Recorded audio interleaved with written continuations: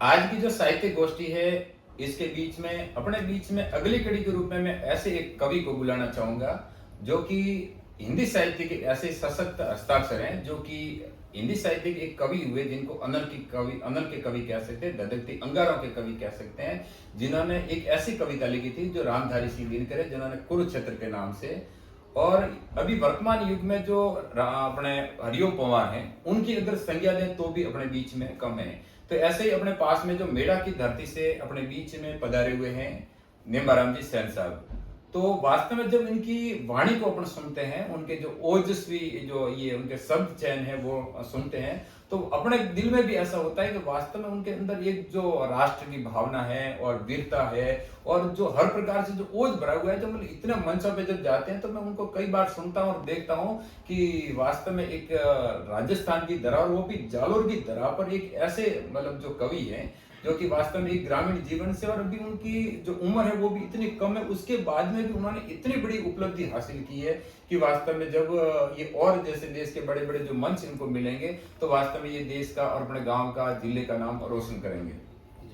तो उनके बारे में मैं दो शब्द कहना चाहूंगा कि है समय नदी की बाढ़ जिसमें सब बह जाया करते हैं, है समय बड़ा तूफान पर्वत झुक जाया करते हैं। अक्सर दुनिया के कुछ लोग होते हैं जो समय के फेर में चक्कर खाया करते हैं, पर कुछ निम्बाराम जी जैसे होते हैं जो इतिहास बनाया करते हैं, इतिहास बनाया करते हैं।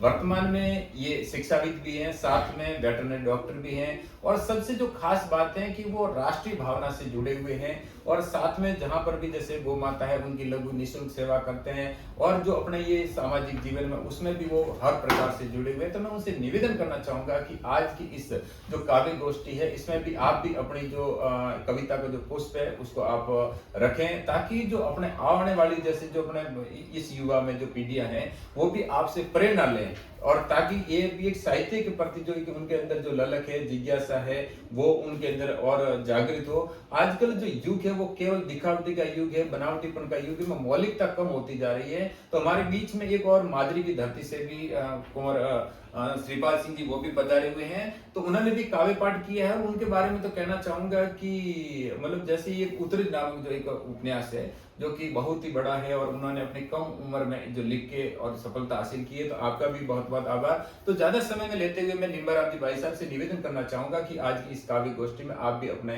कविता के माध्यम से पुष्प अर्पित करें। तो लो साहब भी अपने बीच में हाजिर है, निम्बाराम जी सेन।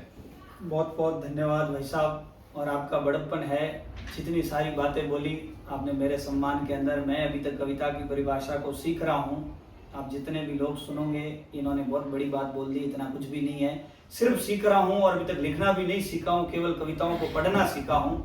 मैं अभी बड़े कवि हुए जिनके पद चिन्हों पर जाकर के मैंने कविताओं को लिखना शुरू किया, आदरणीय श्री रामधारी सिंह जी दिनकर।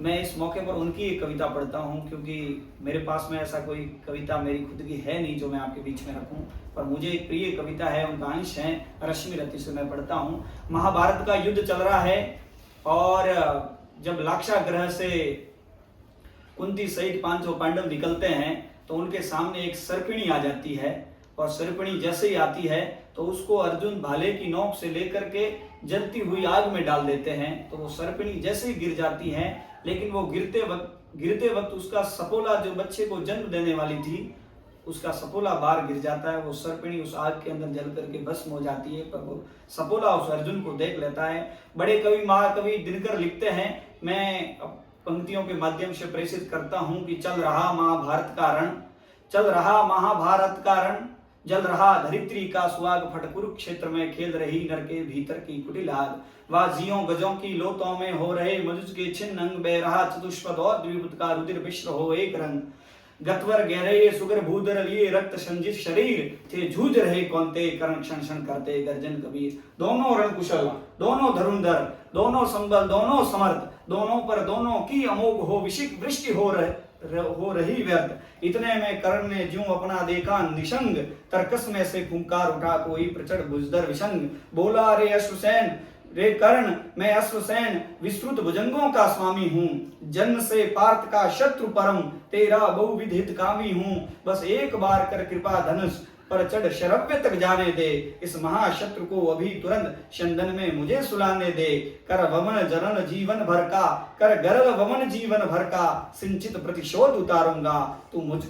तू बढ़कर मुझे सहारा दे, मैं अभी बात को मारूंगा। वो कहता है कि अर्जुन के और कर्ण के युद्ध चल रहा होता है, तो जैसे ही कर्ण अर्जुन के सामने शस्त्र से युद्ध के लिए धनुष उठाता है, तो जैसे ही तर्कस में से वो फूंकार वो सफोला आ जाता है और कहता है कि हे कर्ण, तेरे से बड़ा ये मेरा बड़ा शत्रु है और मेरा प्रथम कर्तव्य है कि मैं उसको मारूंगा, और तू मुझको केवल ये बीच में आग जल रही है, तू मेरे को सिर्फ और सिर्फ उसके रथ तक पहुंचा दे। महाकवि दिनकर लिखते हैं, मैं पढ़ता हूं, स्वागत है कि राधे जरा हंसकर। कर्ण क्या जवाब देता है, इस समय मैं ये इसलिए पढ़ रहा हूं कि आज के जो वातावरण के इस घृणा इस द्वेष के दौर को देखते हैं तो कहीं न कहीं ये प्रसंग हमारे लिए बड़ा बड़ा हो जाता है। अब आगे भी देखोगे, आप सब लोग समझदार हो, सब लोग कविताओं को परिभाषा को पढ़ने वाले लोगों सुनेगा। कर्ण कहता है कि राधे जरा हंसकर बोला, रे कुटिल बात क्या कहता है। जय का समस्त साधन नर का अपनी बाहों में रहता है। उस पर भी सांपों से मिलकर मैं मनुष्य से युद्ध करूं। जीवन भर जो निष्ठा पाली उससे आचरण विरुद्ध करूं। तेरी सहायता से जय तो मैं अनायास पा जाऊंगा, पर आने वाली मानवता को क्या मुख में दिखलाऊंगा। संसार कहेगा जीवन का सब सुकृत कर्ण ने शार किया। प्रतिभट के वध के लिए सर्प का पापी ने सहाय लिया।